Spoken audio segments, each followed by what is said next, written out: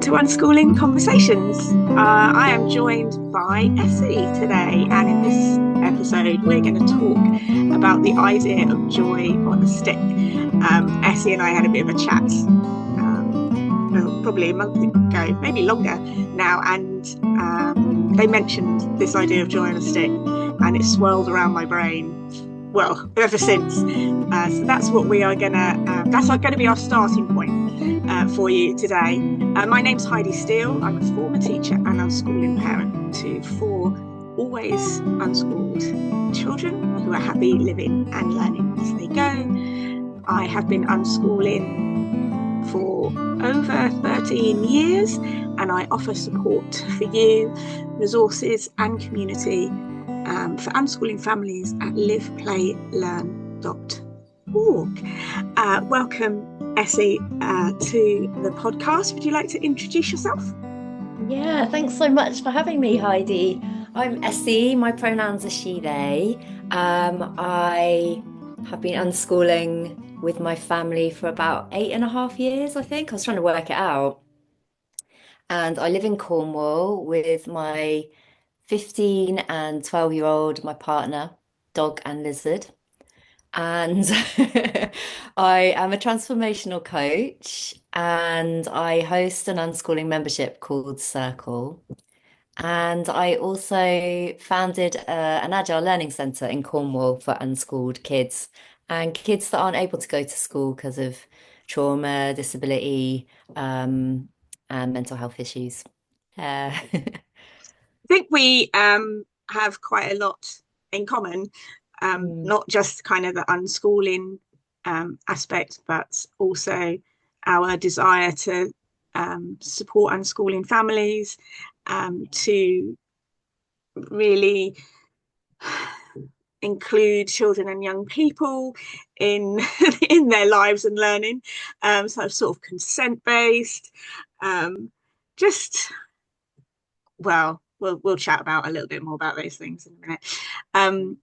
But like you mentioned, trauma informed and special needs. It's unschooling is a kind of a natural fit, I think, for all of those experiences and families that include, I'm going to say neurodivergent, children and adults, as well as other special needs, because of its centering on children and what they need. I've popped that in my notes. I would really like to start with this idea of joy on a stick. It really stuck with me when you said it, and I think it was quite towards the end of our chat that we had that you kind of do you even remember you said it? I do vaguely. I remember doing a post about unschooling isn't always joy on a stick. And then I think we did talk about it. And I think we both have this sort of desire to just to be really real about unschooling. And I think as unschooling families who are making these massive choices to move away from what's normal, we have a sense of like needing to prove that our choices are valuable and good, and that, so we can often present unschooling's just so freaking amazing, it's just beautiful and da, da, da. And it's very hard to then create space to say it's really hard because we feel like we're going to be judged. And quite rightly, in the early days of unschooling, I was certainly told if I was having a hard time, well, why don't you send your kids back to school? So you kind of just you zip it up. And so, yeah, but I think in safe spaces, we need to be able to say it is hard, not because we're fucking it up, but because we're really unsupported as families who've chosen to do something outside of the normal system. And it's really good to be honest about that so that people don't feel isolated and alone and like they're doing it wrong. So yeah, I think, that's what we were chatting about, isn't it? I yeah, think. and I Yeah. think also, I mean, I want people to know that unschooling is amazing, and I think it Yeah. is absolutely the best choice. And if families are um capable and have the means, and by means I mean um, a person within the household, who an adult who can invest the time into it, I think it's brilliant. But I think, you've been unschooling for over 8 years. I've been unschooling for 13. Certainly in that time frame that we were both beginning in, there was a strong narrative about unschooling being about joy. Yeah. And I'm not putting down other spaces and unschooling spaces that are use the word joy or joyful or anything like that in their content. Um, but but like you say, it also became like, if it wasn't joyful, you were doing something wrong. There was a kind Mm. of a narrative that it was something was wrong and you were not doing it right if your Mm. children weren't, and you weren't enjoying yourselves Mm. all the time. And knowing what I now know about my family and my children and our neurodivergence, I realized that that had a really strong impact on our family experiencing some very real challenges. Yeah. And like you say, the support that I did or didn't get was really rooted in community. The support I got was really rooted in unschooling community that understood the challenges that I was having, because they were reflected in their own households. But having the space to talk about those and be real about those was actually really important to my ongoing ability to unschool my children, and not to give up or put them back in, well, not back in school because they were never in school, but to just keep going. It was part of my journey to be able to manage those challenges, um, rather than to feel blamed for things not always being joyful. Yeah. Yeah. Yeah. And I don't know about you, but certainly I think as a being ADHD, I can take messages and translate them to mean something that the person who said them hasn't necessarily meant, right? Yeah, And yeah, I can sort of, you know, take things quite literally. Oh, unschooling is about joy. Put that filter over my life. Ah, there's not a lot right now that I must be doing it wrong, Whereas the yeah, person who's talking about that is just sort of like they're not necessarily just saying it's all that, but like, it can feel like that. And I think it's really I think sort of the thing is with with Instagram and spaces like this, we often see the pictures of children who are happy to be photographed. We don't see the pictures of children who don't want to be photographed, right? yeah, I.e., my children, and yeah, especially now they're older. And so therefore you don't see, and those children are probably doing things that look less Instagrammable, like sitting at a computer or like, I don't know, lying and listening to something on their headphones or spending quite a long time in their room just faffing around making music. You know, they're not the beautiful yeah, running around outside pictures that everyone goes, oh, that's what I want. And there's nothing wrong with those. That is a, yeah, that's beautiful. It's just that it's not the whole picture, right? yeah, And then people go, oh, so I'm swapping out school for this, and then mine doesn't look like that. Oh, shit. And we need kind of to just talk about the fact that there's a whole other piece exists and it's also okay. And it isn't always warm and fuzzy, but that doesn't mean it's not right. Like, actually, a huge amount of decolonizing work and unschooling, deschooling work is being comfortable with the uncomfortable, yeah, being comfortable with the tricky pieces and the big feelings and the dormant times and that stuff, as well as like, jumping on a trampoline and like wetting yourself laughing. It's just like that whole spectrum. It's all of it, isn't it? Are you curious about unschooling and want to know more? Perhaps you're on the edge of starting this adventure, or maybe you've been doing this a while but you're looking for inspiration. After more than 13 years of unschooling 4 children and over 5 years supporting others on the same path, I have a vast library of resources that I'm happy to share with you for free, whatever stage of your journey you're in. You can check out the link in the description of the podcast, or you can head over to my website at liveplaylearn.org and look for the free resources tab.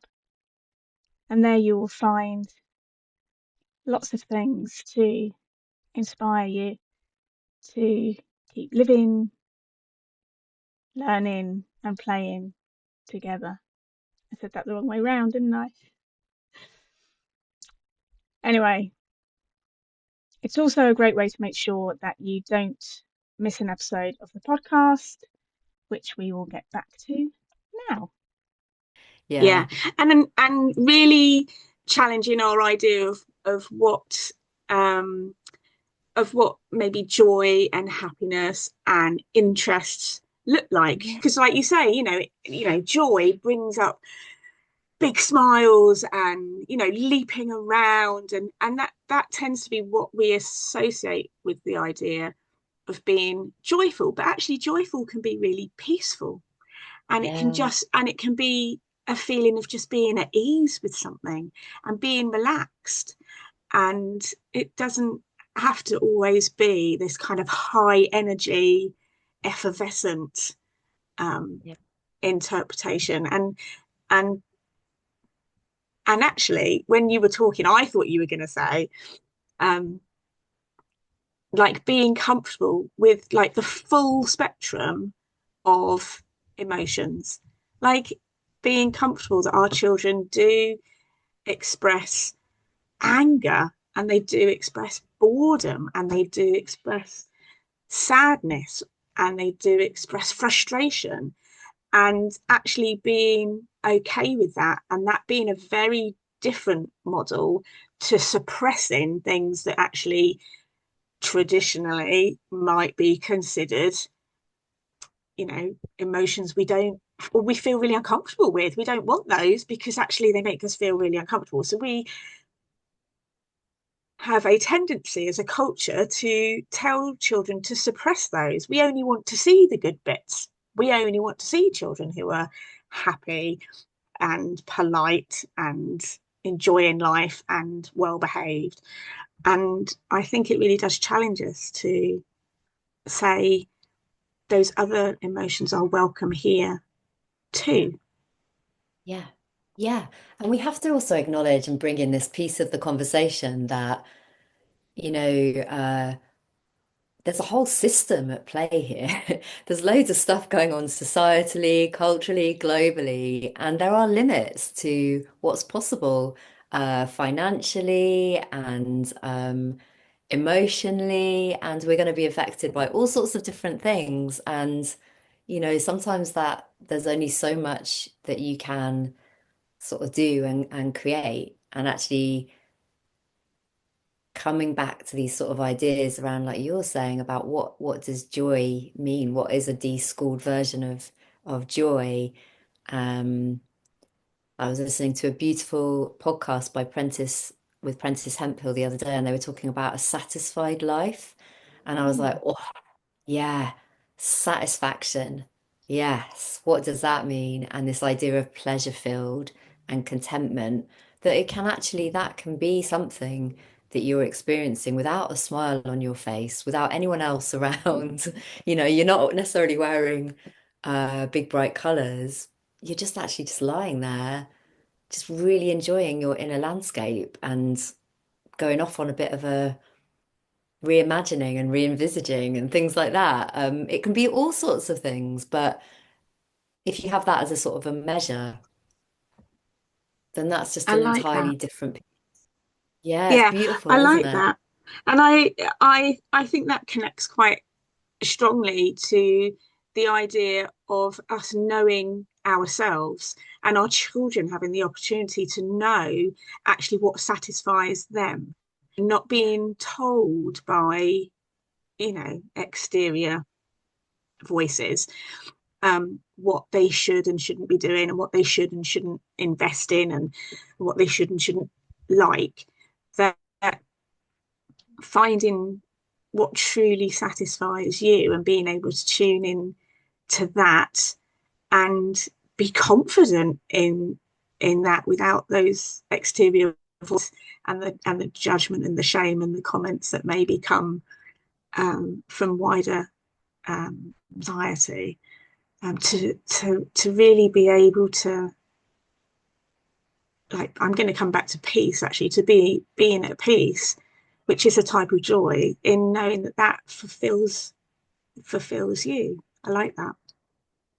Yeah, yeah, it's beautiful. And also to know that there's going to be times where we don't have the answers to questions, and that we've got a personal inquiry that we're wrangling with and like wrestling with, and we're a bit dissatisfied. We are dissatisfied, and we're like a bit out of sorts, and that also is a really important part of growth and evolving. And it's okay, our children have that. Like you're saying, it's okay if they're bored. It's all right if it's a bit pear-shaped at the moment. And actually, why do we need it not to be? Is that because we're uncomfortable within ourselves, or what other people are thinking about us? Yeah, sometimes I definitely have that, but I can kind of check in and be like, all right, go attend to that piece before you bring that, to your child's bedroom, sort of thing. Yeah. I mean, my kids are so good now because I mean, they've always been really good. They've totally, trained me. They'll sort of just, if I say something, they'll just sort of look at me like and almost wait for it to be over. And then I'll be like, oh, yeah, that was a bit, that was a bit I much. can That so wasn't, relate to you know what I mean? And you'll that. just know, I'm not going to engage with that, mum. I'm just going to sort of like wait until you realize what you're doing. And it's like, wow, I mean, that's boundaries, isn't it? It's like, I'm just, they're like, this is my stuff. I can see that you've got something going on there, and I'm just going to be like here waiting. I'm okay. You're clearly not. I'm not going to let that impact me. It's quite impressive to see that. It's definitely something that has been restored within myself. We're still being restored in myself after so many years of just not having agency and autonomy, to Hmm. witness our children that do have it. I'm like, wow, that's what it looks like. That's what it looks like. It's really cool. Yeah. It's very cool. Certainly my older two now kind of just, it was when you said, they just have a look. They certainly kind of just have a look now, or sometimes it's just accompanied with like a simple mum. Oh, okay. Yeah. It doesn't really come with a phrase or anything. It's just they're able to kind of know, okay, that's your thing, mum.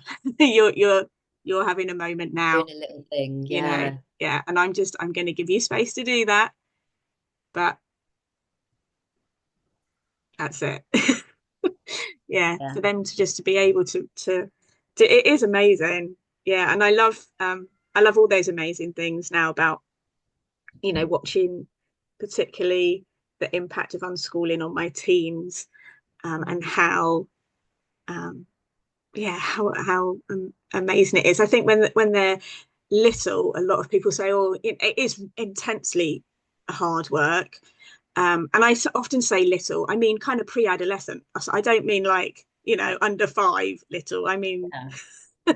pre-teen little. Um, it's. I mean, it was full on. They all needed me all the time at the same time, and they were all physically in my space. We shared space, and it was very busy and intense. Um, and it has shifted now that I've got three teenagers, um, and I love seeing how all of the unschooling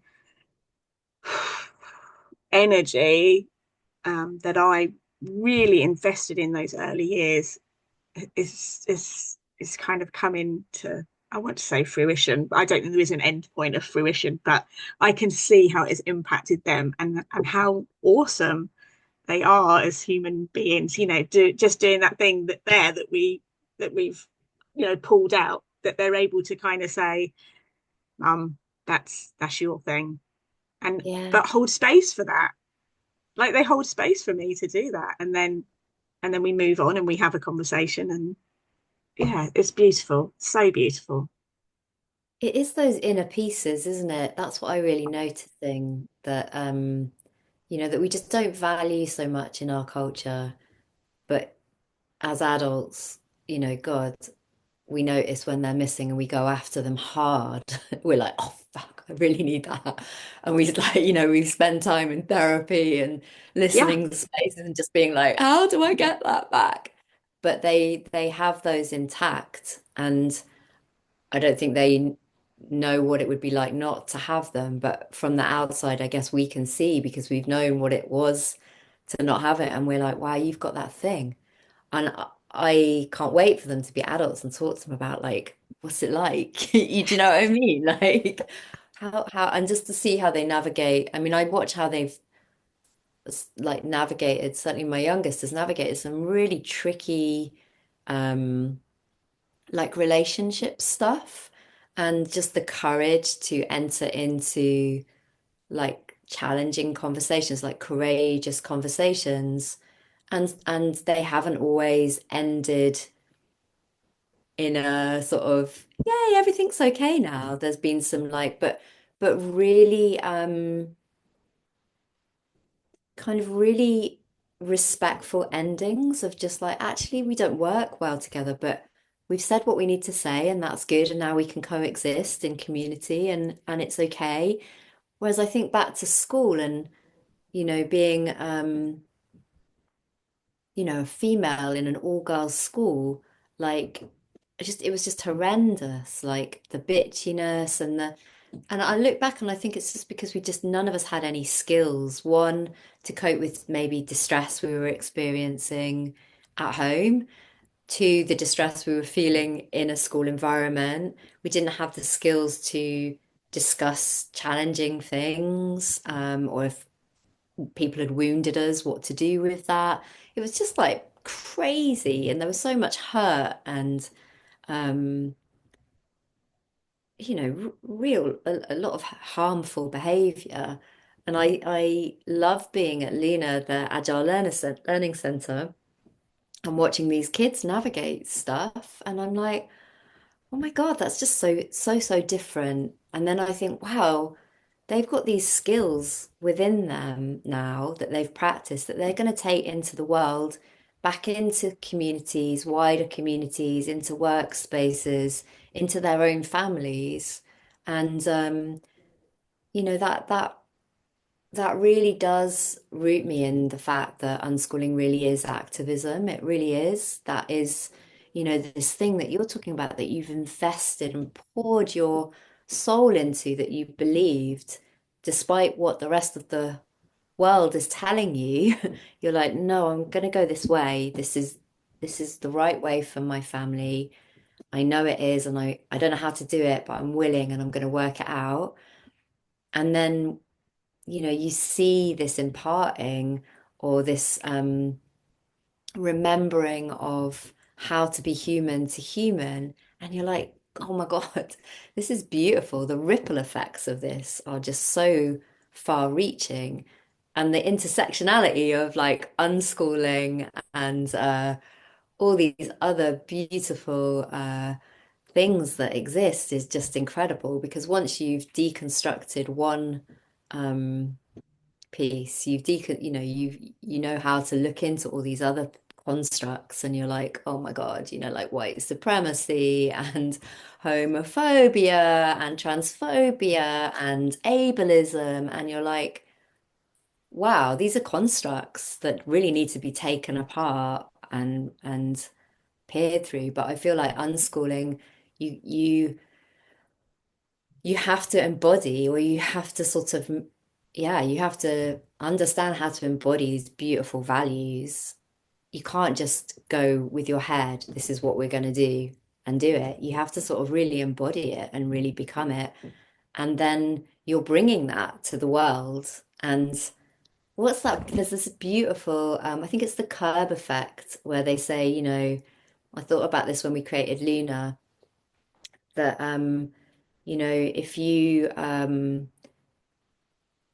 build spaces that for those that are the most marginalized, and then you'll have the greatest impact on that community. It will be a space that is going to be the most beautiful space for all people if you bear the ones that are most marginalized in mind. I think it's the curb effect. And I was like, yeah, absolutely. If we really, really think about what those that are the most isolated and left out and discriminated against in our community, what they need, what they can't access, and we make this space available for them, that is going to benefit everybody. And Yeah, and it we makes so it makes it accessible for everybody, doesn't it? totally, Yeah, yeah. and It's it's incredible to witness. And then like these unschooling values, I've seen that when I trained as a coach, as an unschooling person, I trained as a coach. And I was like, the first couple of months, I was like, shit, this is like this piece, the beginning piece, the foundation, this is easy for me because like I've already got this stuff in me, this sort of like respect for the other person. I'm not the expert. Your body's got all the wisdom in it. I'm just holding a space. People had to really grapple with that stuff. But I was like, oh, this is amazing because I've already grappled with this. Like consent, trust, like safety, all this stuff has to exist before any learning and growth can happen. And I was like, oh, it's amazing. Unschooling is just like a freaking incredible environment for like growth and learning and healing and just all this incredible stuff to happen. Yeah, like it's so multi-faceted and multi-dimensional and yeah, it's such a gift to the world. I'm gonna pick up on the intersectionality a little bit, only because this is the second episode of the new season, and the first episode, if people haven't listened to it, is a whole episode about intersectionality and unschooling, and picking apart all the different isms. I'm just going to summarize by saying that, and how everything is related. I mean, it's true. It's a big subject for episode one, but but it's um, but it's true. The other thing that you said that I'm going to pick up on is like in the beginning, like not really knowing what you're doing. And I think one of the things that people who listen to people that have been unschooling for a while, or watch on Instagram, or just maybe new to unschooling, and they can look at people like myself, like you, and go, oh, these people know what they're doing. They must have had it all sorted for years, and they've got it all figured out. And in the beginning, I didn't. I just started off with one piece. Well, it might have been two or three, but my starting point, particularly with unschooling, was I want my children to enjoy what they're doing and just to carry on, because my children had never been to school, to carry on just living their day-to-day life the way they always had been. We hadn't until, well, ever, but we hadn't introduced kind of schooling. We hadn't introduced, activities that I said they must do, that sort of thing. They just were playing, and they enjoyed playing, and we created space for them to play some more, and connected with other people and played together, and went on little adventures into the woods and whatever. And that was like my starting point. But I didn't have like all these other pieces at the time. Like I was working on what that then meant when my child didn't learn to read at the age of 5 or 6 or 7. Like I was really, I had to really explore that, like, the intersection between, oh, I feel really uncomfortable about them not reading. Should I be making them read? Should I be making them, sit down for 10 minutes every day and read to me? And like the interface between that and actually them not wanting to do that. They did not consent to that. That was not where they were at all. Um, there were more, that, as you know, it's so multifaceted, and there's so much that we don't know when we start, and that we're faced with on the journey of those feelings of I'm not feeling comfortable about this, and having to explore that within ourselves and to connect with other unschoolers and kind of see what they share their experiences or their wisdom and I don't I think just being able to put one foot in front of the other and just start, that's okay. You're not going to know it all. And actually, without, spoiler alert, there isn't actually an end point where you know everything. There is Yeah. just continued growth. There is continued curiosity, continued exploration, continued um, unraveling of ideas and how it all intersects. Um, there isn't an end point where you go, yes, I have arrived. Mm. This is, we've achieved. Yeah. Um, and so I just wanted to kind of bring that in and kind of encourage people. There isn't a point where you're going to get a certificate that says, yes, now you can go and unschool. Off you go.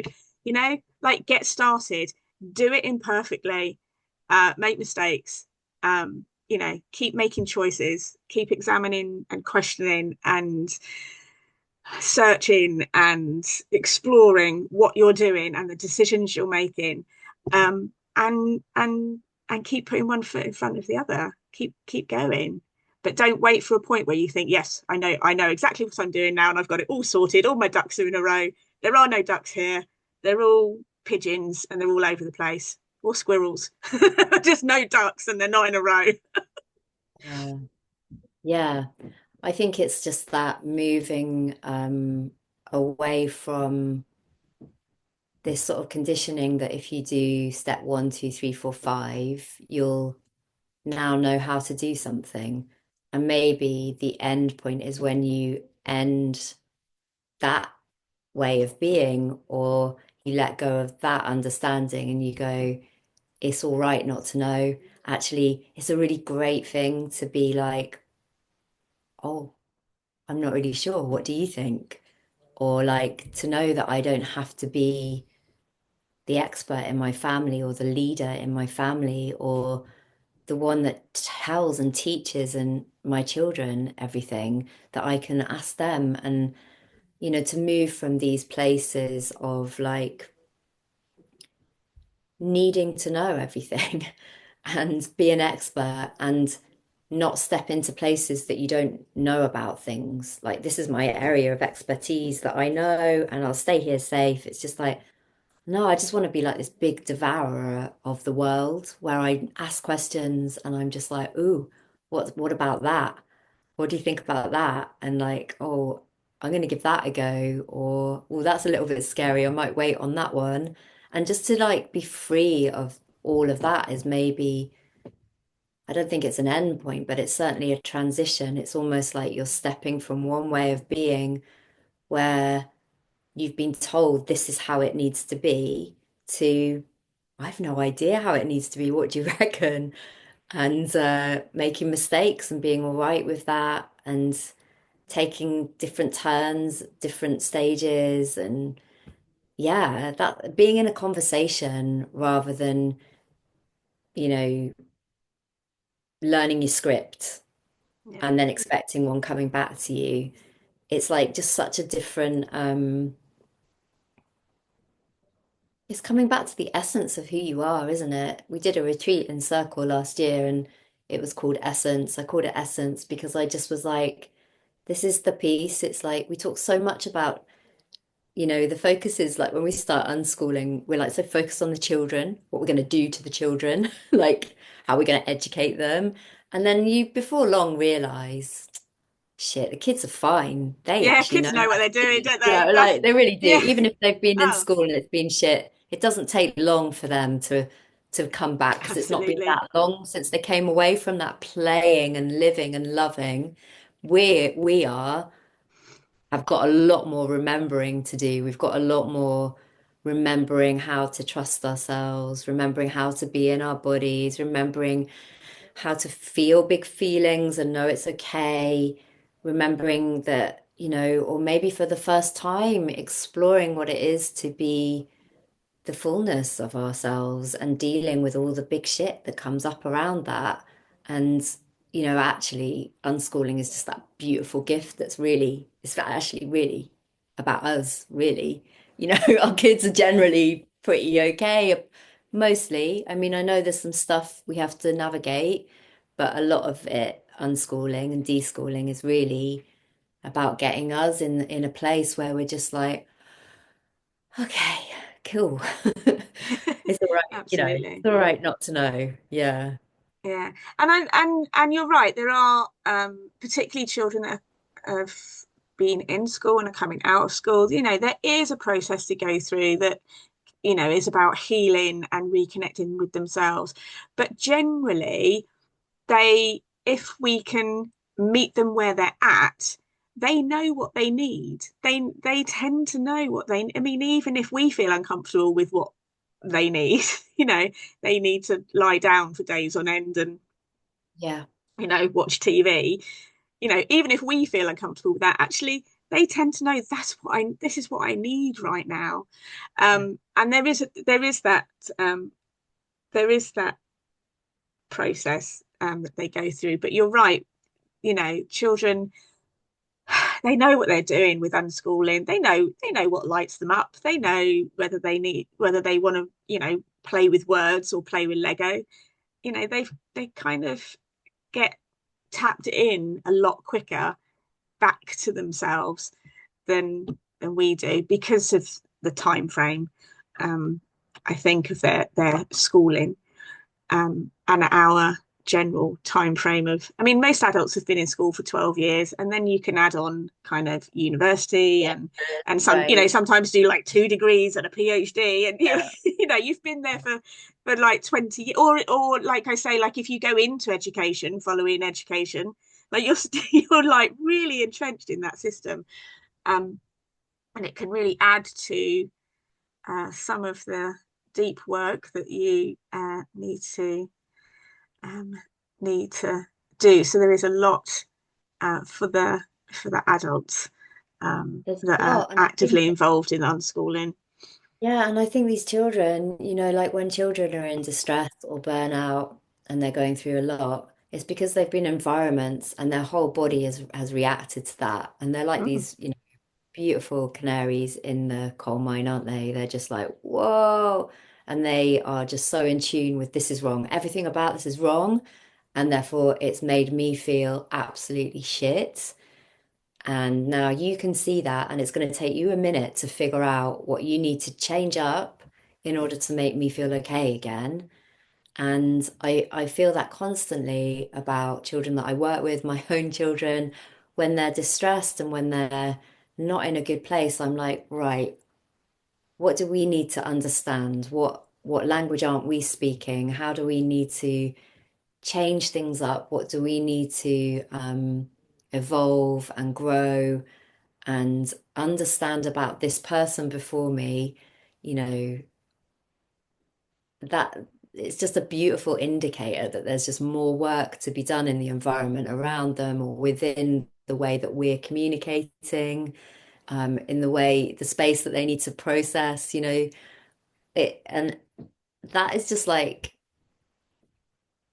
a gift because it's brutal. I mean, it can be brutal at the time when you're just like, I don't know how to do this, and this child's suffering. That is brutal. I don't want to like minimize that because that's a brutal experience when your child is suffering and you do not know what to do. But when you can just hang in there and hold space and just know that something has got to shift and change and that you will work it out, then, and when you do, you're like, Jesus, now I have just like expanded and grown in my understanding so much more. And there were pieces of me that were still just rigid and not knowing. And this child's now shown me it's like a portal into a whole new other world and a way of being that I had no idea about. And this child has taken my hand and led me there through their sort of distress. And you know that is a gift, but it is like it can be a baptism of fire again and again at different points along the journey, can't it? You know. Uh, absolutely. So this is the part where I'm going to tell you about the Unschooling Village Hub. I wonder if that's something that you've heard of yet. It's a membership group I run for community, but also inspiration and peer support. Members get access to regular teaching and coaching workshops, self-care sessions, because taking care of you is really vitally important to your unschooling, and lots of practical resources for unschooling in your family. It's packed with value, events, and compassion. The best bit is it's only £20 a month with no ongoing contract. You can simply stay as long as you need us. You can find out more by checking out the link in the podcast description or heading over to the website liveplaylearn.org and sign up there. And we very much look forward to welcoming you into the Unschooling Village Hub. We're here for you wherever you are on your unschooling journey. And now, more from the podcast. And and obviously as parents, we carry such an, when it's our own children as well, we're so emotionally connected to them. Like you said, it's brutal to watch our children go through difficult things, whether that's physically or an illness or whatever that happens to be. It's very emotionally has an impact on us as adults as well, and it makes it really difficult. But as you were talking, I thought, but there's so kind of coming back to this joy, the idea of joy. There's so much joy to be found in just the process of healing and moving away from spaces that create this I'm going to go from discombobulation, in us and our children, and actively moving towards something that actually is better. And if we can, and even the process of our children being able to say, either verbally or with their actions, or even their behavior, like the way that their body reacts, even them being able to say, this doesn't work for me, for them to be in a space and to be able to say that to you, that's an amazing place for them to be. That's like it. Yeah. It is a gift for you to have a child who is able to say that, and for you to hold and create a space, no matter how difficult it is for you to hear and see those words, but for you to hold a space where that is even possible, and from that point for things to for you to explore, how can we navigate this, how are we gonna make this better, what can we do that actually moves us from this place of distress to a place where actually you can, I'm going to say thrive, but be at peace and be at ease and be satisfied. It's Love that. I love that so much. And it's so true because sometimes we can feel, it can tap into old wounds of like, I'm failing, I'm letting them down, I'm not getting this right. And we really have to make space ourselves to really be held and cared for when we're going through that and that stuff comes up. But and also like I feel like what it does is it's really built this like staying flexible muscle in me because because of my autism, I can get a bit like hyper focused. Right now, this is what we're doing, and I'm on a mission. Get out my way. Here we go. And then suddenly that won't be working for one of my kids. And like you say, they've got the space. They know, even if it's hard, I need to let you know this isn't working. And it's really challenged me to be like, we can flex again. We can about turn because ultimately, I feel like what unschooling does is it puts the person with the need in your family right at the center, and everyone goes, right, what do we need to do to flex and shift around to allow their needs to be met and all of our needs to be met in a way that, is going to work right now? And what do we need to shift around? And I feel that's another gift that unschooling's given us. It's not like this is how we're going to do things for the rest of our lives. It's like, oh, what's this season going to fucking look like now? Do you know? And which bits am I willing to let go of? Which bits can't? And that whole thing, like, let's just put everyone's needs on the table. How are we gonna make this picture work right now? And it might just be we'll give it a go for a month and see, or 2 weeks, and then review it and shift again and make some tweaks.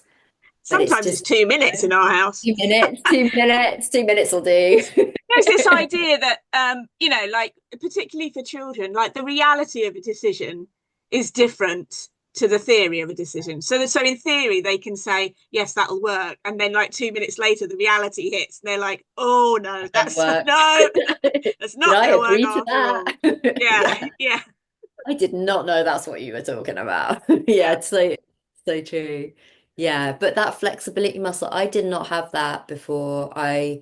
You know, I, but what that's also taught me is just how hard transitions are for me as an autistic ADHD person, and which is great because now I have a huge amount of compassion for other people and their transitions when I'm asking something of them, which I had no compassion for before. I'd be like, what, just fucking do it? And now I'm like, okay, this is hard. I can see you're finding it hard. How can we make it easier? Or maybe we can't. Maybe we just have to sit in the hard for a minute until that passes through and we're on to the next piece. But yeah, those little pieces have been such a gift. And I love what you said about the joy, because I think about a friend that I've had since I was 9. And, we have cried our little eyes out. We've gone through so much, but we always end up having hysterics, laughing. It's like your best mates are the ones that you proper get down and dirty tears with. And then you end up like laughing your pants off. And I think, yeah, is it okay if I talk about that in Circle? Because Yeah. it's circles are beautiful. So Circle's the unschooling community that I host. And I think about a couple of spaces in there. There's a informal space where we get together called Heart to Hearts on a Sunday. And sometimes people come and they just need to just this is really hard, and everyone just be like, love you, or just hold them in compassion. And then someone else will say something, yeah, that I also find that really hard. And then inevitably we'll all end up just laughing, or someone will just say something that's just a little bit like out there. And I just think that's just beautiful, isn't it? That absolute kinship where you're like, you share the really, really tough, real stuff, and you're truly authentic about that we're all messy and imperfect. And there is so much joy in that place. They're the people that you want to be doing life with. I can be really real. I can cry my little eyes out.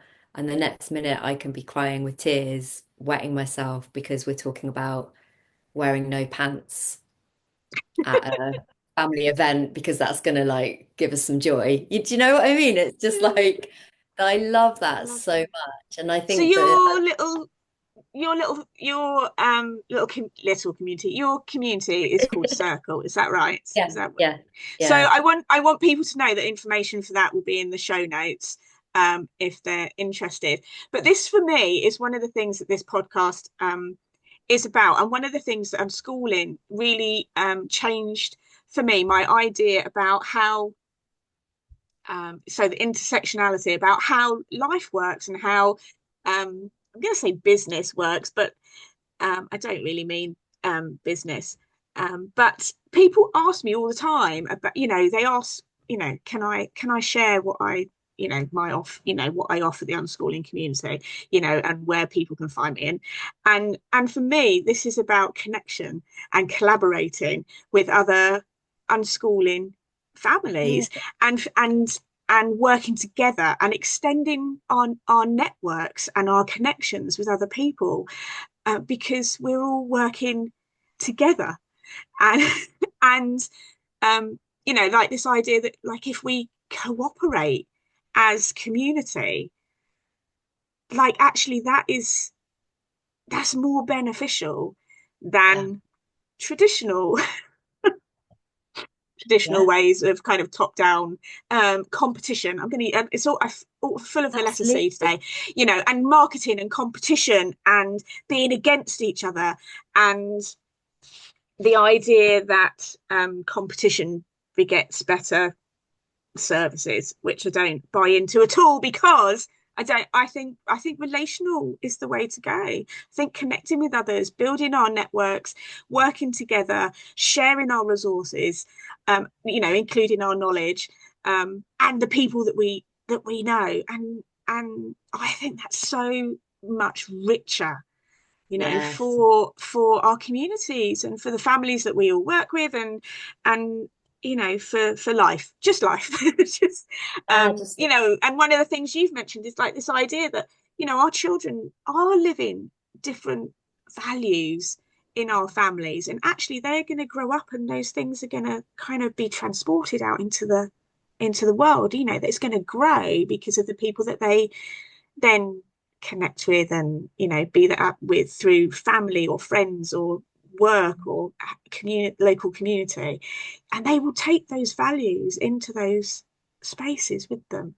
And I Yeah, so you're welcome to share your circle here, and if people are interested, it'll be in the show notes. So we have similar thing in the village hub, which is the community that I yeah. host, and we have a similar session once a month, and that's that we cry, we laugh, everything in between. It's all welcome. But when you were talking about that, I thought, oh yeah, that resonates. Yeah, we Yeah. do that. Like, yeah, we Yeah. talk about No, I really love random that. things, and yeah, yeah. So It's yeah, so yeah. important because like unschooling is really big work and like we have to be real about that. It's really big work and it needs big support and it doesn't really matter.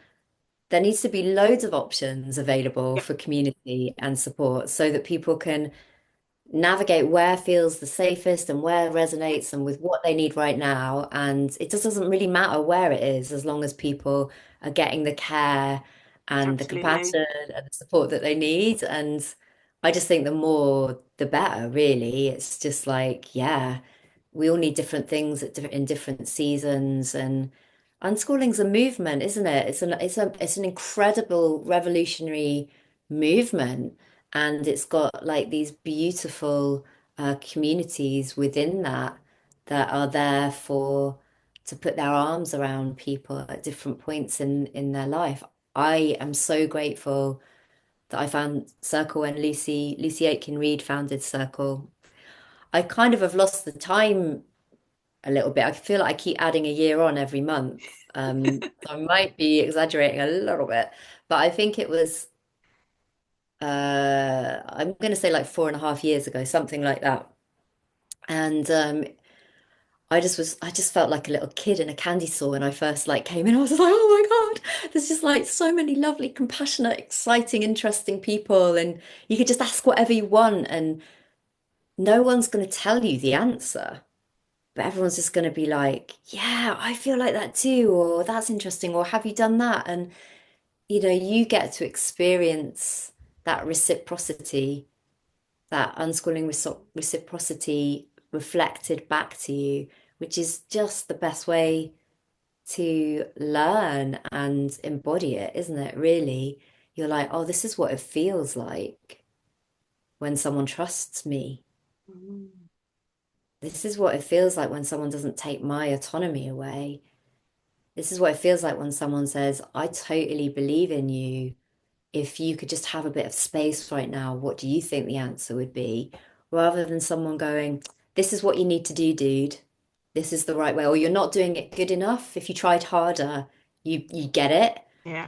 And I was just like to leave that away, to leave that behind and step into a space where you're like, ah, then you can really like get fed and take that back to your family, or you just hear little other people talking about things and you're like, I remember when Lucy mentioned like like family meetings. I was like, oh no, it was, yes, she's talking about family meetings. And then she talked about self-actualization.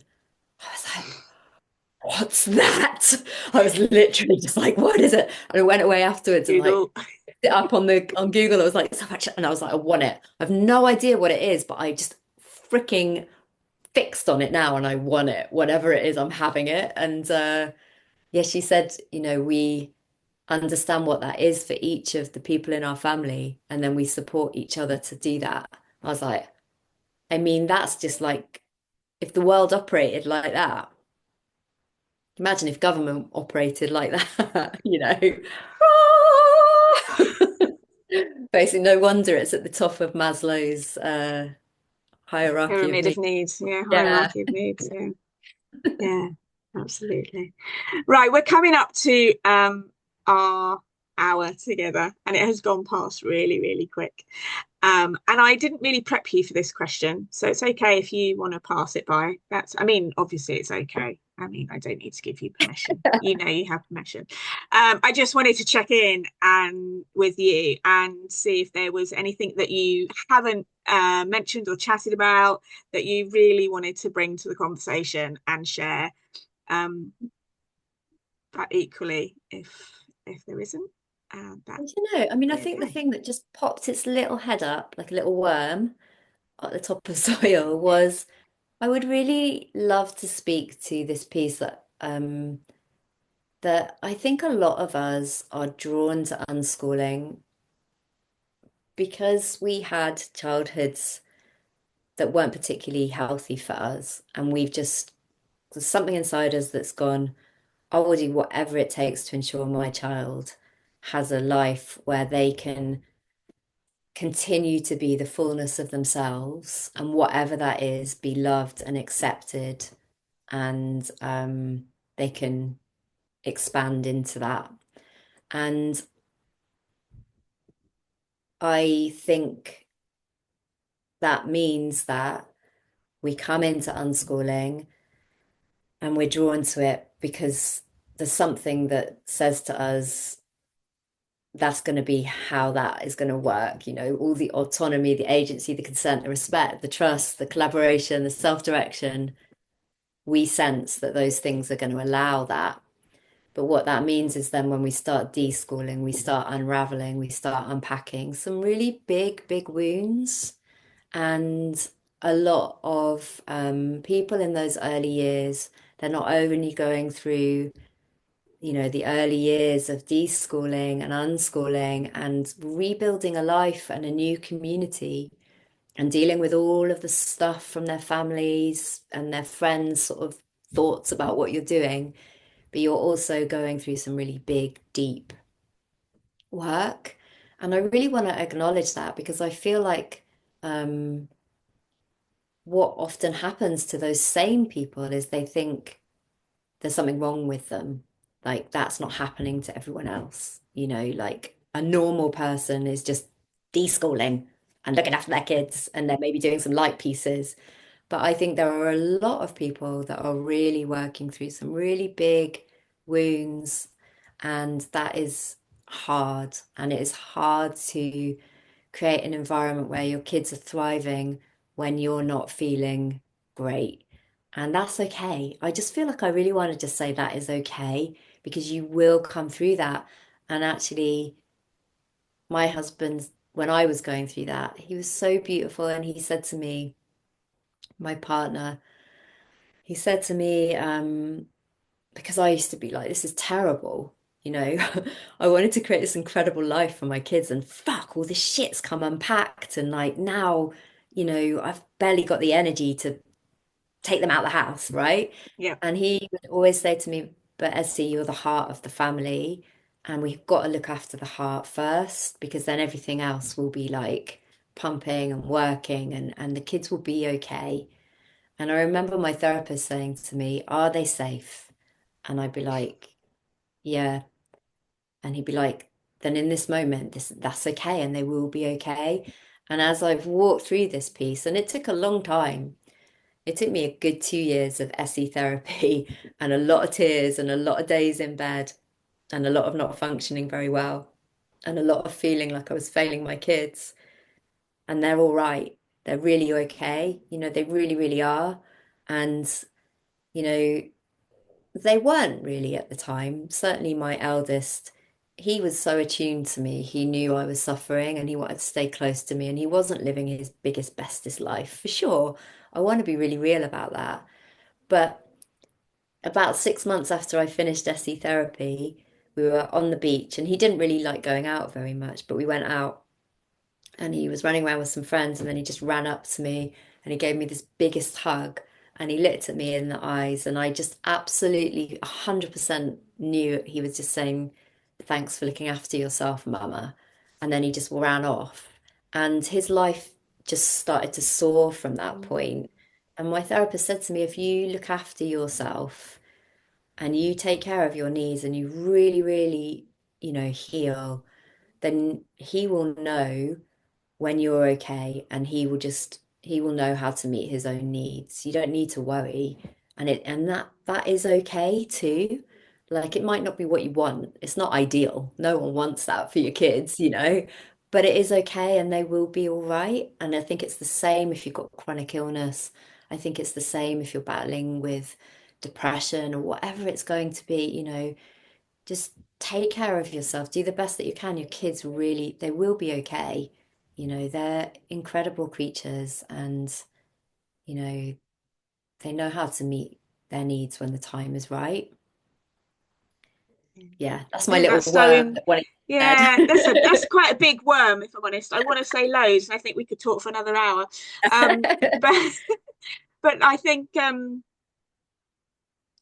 like you're right. I think with one of the things I take from that is that we are so concerned with our children, should be learning this and they should be doing that, and we should be having amazing days out, and we should be, in community constantly, and our children should be socializing and whatever it is we think our children should be doing. But actually, if we can come back to our kids will be okay. Mm. Like and actually it's a really important piece of the work that we are okay Yeah, as well.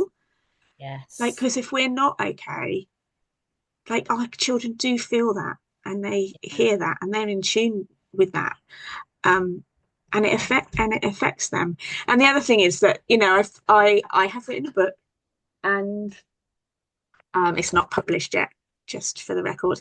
But I talk in there about this process. It's not just about our children deschooling and us deschooling. And then, we've got multiple children and a partner. mm, And actually, we're all dealing with different pieces at different times. yeah, It's really messy. It's yeah, really messy. And that's okay. Like, it's okay that it's messy. It's okay to kind of just sit in the mess. mm, It in due course, in time, it all starts to untangle, you know. mm, But we gotta not feel that we need to rush that process. To take our time and really feel what is good for today. Do I just need to lie down? Is today a lie down day? Or is today a gentle walk, to the park day? Or is today, have I got energy for a little bit more? Or is today a deep therapy day? You know, just you're not going to do it all at once. Like, you've only got so much capacity. And that's okay. We can walk away from that need of, my child needs to do an hour of maths and an hour of English and that. Otherwise their life is going to be ruined forever. Actually, it's not. This is a really important work. In fact, it's more important. this is the work. This is It it, is the really. work, Yeah, and all that other stuff, they're going to learn is going to be built on this foundation of us understanding our needs and figuring it all out. All that other stuff will come in due course. They'll learn how to read and write and count and all that stuff. They'll yeah. they'll get to What that. That'll be later. you've modeled to them is like this ultimate self-caring and I'm hurting, I'm going to get the support that I need. I mean, that is the language. That's such a gift. if my child, when they're older, thinks I'm hurting, I need to get some support, I need to bring in the care, I need to lie down, I need to rest. That's It's just amazing. great. Yeah. Yeah. Yeah. My eldest son says to me things like, I'll say, oh, what do you think about this evening? We go to the cinema quite a lot, me and my eldest, and I'll say, do you fancy going and seeing this film at the weekend? And he'll say, no, actually, I've made arrangements to do this other thing in the day, and actually, I think that'll be too much. Can we? Yeah. And he's just really self-aware. He Yeah. doesn't automatically go, yes, yes, I'll do that, and I'll do that, and I'll do that. Yeah. He's just really So good so at reflective and pacing. self-aware. Yeah, and go, actually, that will be too much for that day. Could we look at another day? And I just think, wow, I never Yeah. would have said that at your age ever. No, It just wouldn't have been a that's thing, amazing. And yeah, so it's really important stuff. I've loved talking to you. We're going to have to wrap it up. I feel like well, we don't have to, but we are going It's to. probably a good idea. But it's probably a good idea for the benefit of those that like a short podcast. Um, it's been really lovely chatting with you. I'm going to say joyful. It's been really joyful chatting with you, and I really thank you and appreciate you for coming and joining me. It's been Likewise. a Thank you so pleasure. much for doing the podcast and giving all that love out to people that are listening. I really appreciate that you do this. It's amazing.